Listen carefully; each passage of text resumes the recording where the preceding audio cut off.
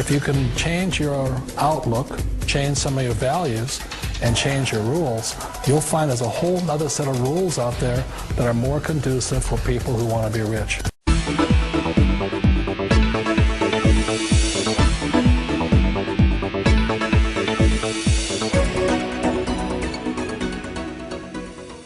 Hi, my name's PJ, and welcome to our short presentation. Have you ever wondered how the rich keep getting richer while broke people stay broke and the middle class seems to be shrinking? Well, this isn't nearly as mysterious as it may appear when you examine the specific differences in how broke people, the middle class, and the rich spend their money. Now, this is such a simple concept, yet so profound, it nearly knocked me out of my chair when I finally understood it. I'm going to show you exactly how the rich spend their money, and you can evaluate for yourself why they keep getting richer and the broke keep getting broker, and why the middle class remains so stressed out. Now, to get started, I'd like to review some financial terms we'll be using during this presentation. The terms that you need to be familiar with are cash flow, which means money you bring in, expenses, which means money you spend, assets. Now, this is the most confusing one. You're probably familiar with the traditional definition of an asset, which is something you own or have equity in. However, back in the 1990s, Robert Kiyosaki introduced us to a new definition of an asset in his groundbreaking Rich Dad, Poor Dad series of books. Robert taught us that an asset is something that pays you, and that's the definition we'll be using here. Liabilities is the last term, and it's defined as things that cost you money. As an example, a house is typically viewed as an asset, but can it actually be a liability? Yes. With our revised definition, anything that costs you money is a liability, not an asset. If you have a mortgage, your house is an asset to your banker because it pays him or her every month. But could a house also be considered an asset to you? Yes, in the right circumstances it could, when it pays you money. Let's say you buy a house and you rent it out, and it paid you a positive cash flow every month after all expenses. That would then be considered an asset.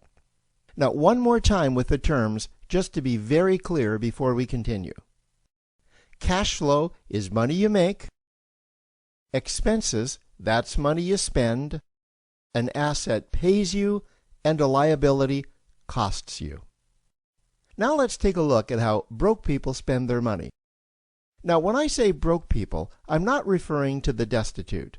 I'm speaking about that large portion of our society that lives from paycheck to paycheck and who never seem to have any money. In fact, most times there's more month left at the end of their money, and I'm sure many of you can relate to that group. On payday, broke people buy what I'm going to call stuff. Well, what's stuff? Well, that's inexpensive things that people buy that they don't really need to survive. You go into someone's house and you can't find any counter or tabletop space in the whole house because of all the stuff on it. Their house and their cars are full and cluttered with stuff. Well, where do they get all this stuff? They buy it at the flea market, at the garage sale, at the dollar store, at the craft show. So cash flow comes in, and then it goes straight out the expense column to buy stuff. You see, broke people never really educate themselves on assets and liabilities. They justify buying all of this stuff by claiming that it costs so little. But over the years, it's all they ever have. The problem is their cash flow never produced or created more cash flow. Now, please understand, I'm not undermining or taking any shots at this or any group. I just see a lot of financial difficulty out there, and it really doesn't need to be that way. Creating wealth isn't a mystery, it's a formula. The only reason someone doesn't create wealth is because they either don't know the formula or they don't apply the formula. Now let's take a look at the middle class.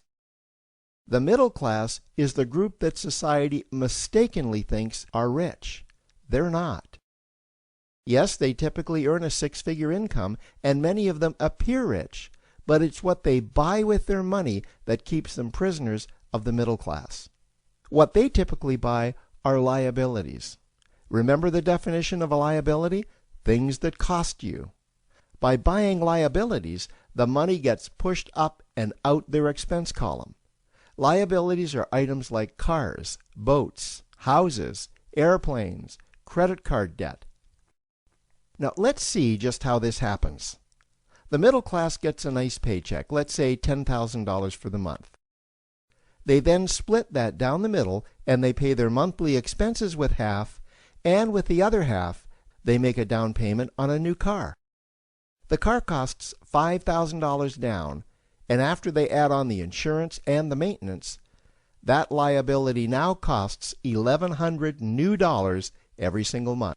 A few months go by, and they want a boat, then a vacation home, a Rolex watch on their credit card, a vacation on their credit card. And before you know it, their liabilities have raised their expense levels to near or above their income levels. They actually spend equal to or more than they make, meaning that they have to go to work and make a certain amount of money every single month just to cover their liabilities. The other important issue with both broke people and the middle class is that normally all of their cash flow is dependent on their own effort, meaning that they've educated themselves to exchange their knowledge and expertise for someone's money. Also, the money they earn is usually the highest taxed form of income. Here's an example. An attorney is knowledgeable about law, so people pay him or her in exchange for that knowledge on an hourly basis.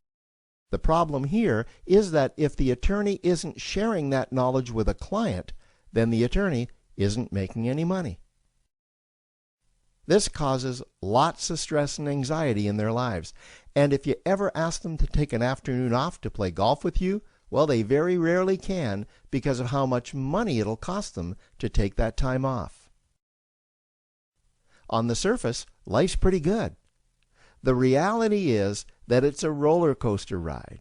That's the middle class. Now, I know this group very well because for a great deal of my adult life, that was me. Now let's take a look at how the rich people spend their money. Rich people acquire assets. Again, an asset is something that pays you. If you want to become rich, buy assets that earn you more money. The money cycle looks like this. Acquire assets that produce cash flow, invest the profits to acquire more assets that produce more cash flow, invest those profits to acquire more assets that produce more cash flow. The rich spend their money and acquire things that produce more money. Here are a few examples of assets that produce more money. Investments are the obvious ones: stocks, bonds, real estate. Education is another asset. If you learn how to do something that produces more money for you and you actually do it, that's buying an asset. There's a great quote that goes, "If you think education is expensive, you should see how expensive stupidity is." Another example of assets you can acquire that pay you are cash-generating opportunities, especially those opportunities that can create a passive cash flow. Passive meaning that once you build it up, the money continues to flow whether you're still building it or not. Here's a small example. Let's suppose you bought a pinball machine and you put it in a barber shop, and you don't spend any of the profits. You save them until you can buy another pinball machine and put it in another barber shop. This, by the way, was Warren Buffett's first business. If you don't know who Warren Buffett is, he's one of the top 2 richest men in America. The rich are extremely eager to find those passive cash-generating opportunities because those opportunities continue to pay them month after month, year after year, long after they've stopped working the opportunity. You know, I see this happen again and again with successful entrepreneurs.